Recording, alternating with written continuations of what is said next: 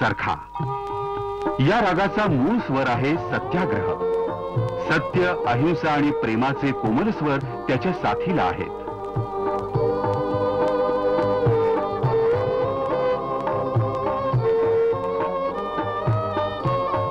या रागाची पहिली तान गांधीजींनी छेडली ती दक्षिण आफ्रिकेत. दक्षिण आफ्रिकेत गोऱ्यांची सत्ता होती. काही भारतीयांना फसवून मजुरीसाठी दक्षिण आफ्रिकेत नेण्यात येत होतं.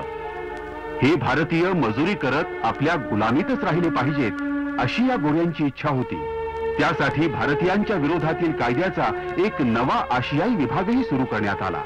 गोऱ्यांचं कारस्थान मोडून काढण्याचा निश्चय गांधीजींनी केला आणि सविनय आज्ञाभंग चळवळीचा आरंभ झाला. सत्ता शक्तीची चाकं वेगाने फिरू लागली. पण गांधीजींच्या नेतृत्वाखाली असहाय्य भारतीयांनी संघटित होऊन एका सशक्त महाकाय हत्तीचं रूप धारण केलं.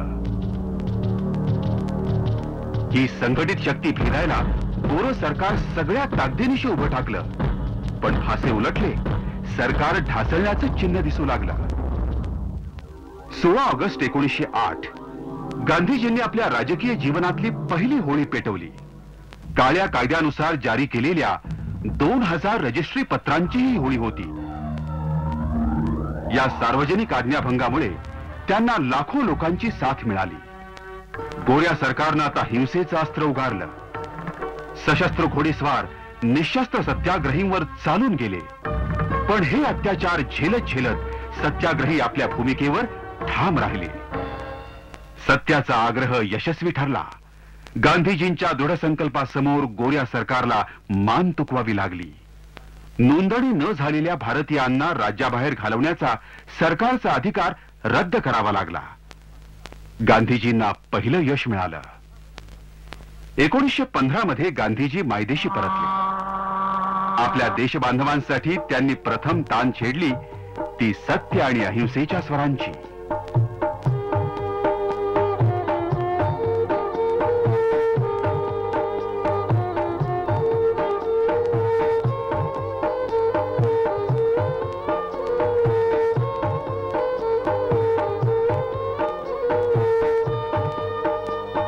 सत्याच्या लढाईसाठी गांधीजींनी काही तत्व आखून घेतली. सत्य, प्रेम, शुद्धता, इच्छा नियंत्रण, अपरिग्रह, स्वकष्टार्जित अन्नसेवन, शेजार धर्म पालन, मानव समानता, सर्व धर्म समभाव आणि निर्भयता. ही तत्व इंग्रज राजकारण्यांना आणि व्यापाऱ्यांना अव्यवहार्य आणि निरुपयोगी वाटली. ते त्याचा उपहास करू लागले. ब्रिटिशांचं कठोर शक्तिशाली साम्राज्य होतं ते. त्याच्या वेढ्यात राहून गांधीजींनी शांतीनं चरखा चालवत रचनात्मक असहकार आंदोलनाचा पाया घातला. परदेशी वस्तूंवर बहिष्कार घालण्याचं आंदोलन देशभर पसरलं आणि परकीय व्यापाऱ्यांमध्ये हाहाकार उडाला. त्यांना वाटलं या आंदोलनानं भारतीय अर्थव्यवस्थेवर गांधीजींनी जणू ताबाच मिळवलाय.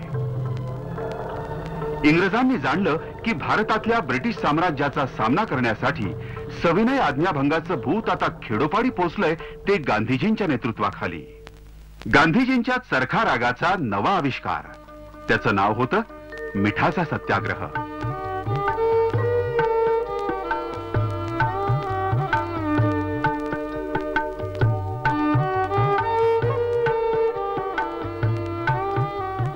गांधीजींनी दांडीच्या किनाऱ्यावरचं मूठभर मीठ उचललं आणि मिठाचा कायदा तोडला.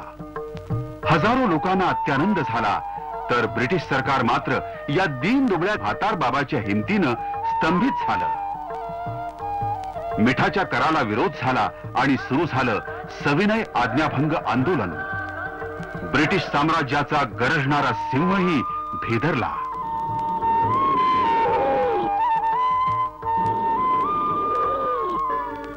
एकीकडे गांधीजी अतिशय तन्मयतेनं स्वतंत्र भारताचा नकाशा विणत होते. त्यांच्या बरोबर होते जवाहरलाल नेहरू. तर दुसरीकडे लॉर्ड वेलिंग्टन ब्रिटिश सत्तेचं जाळं मजबूत करण्यासाठी निर्दोष भारतीयांचा बळी घेत होता. लॉर्ड वेलिंग्टननं गांधीजींना कैद केलं, पण त्यानं आंदोलन रोखता आलं नाही. उलट ते वणव्याच्या वेगानं खेड्यापाड्यात पोहोचलं. एक गांधी लाखो भारतीयांमध्ये दिसायला लागले. गांधीजींच्या चरखा रागाचे स्वर जसजसे तीव्र होत होते तसतसं ब्रिटिश सत्तेला कापरं भरायला लागलं. भारतीयांच्या अभिव्यक्ती स्वातंत्र्याची ब्रिटिश दरबारी मुस्कटदाबी सुरू झाली. पण गांधीजींच्या दृढ निर्णयांनी लिनलिथगो, चर्चिल आणि एमरी यांची बोलतीच बंद केली. ब्रिटिश साम्राज्याला हादरे बसले. 1942 मध्ये दुसऱ्या महायुद्धात सहाय्य करण्याची मागणी ब्रिटिशांनी गांधीजींकडे केली.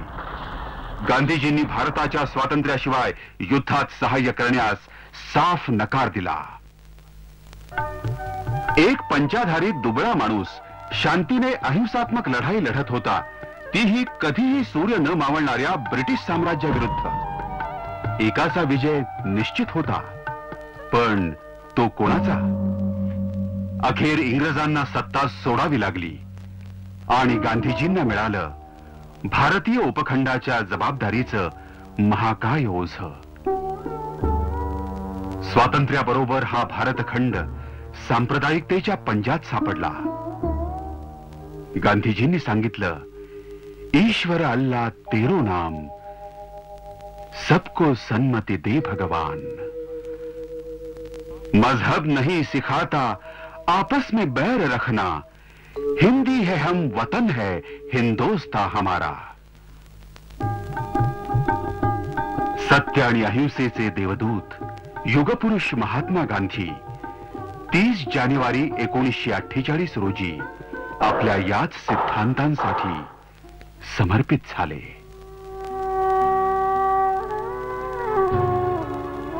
देशाचं आणलंय स्वातंत्र्य, पण हृदयात अजून आहे पारतंत्र्य. कागदावर रेखाटलाय नकाशा, पण अजून भरायचे राहिलेत रंग.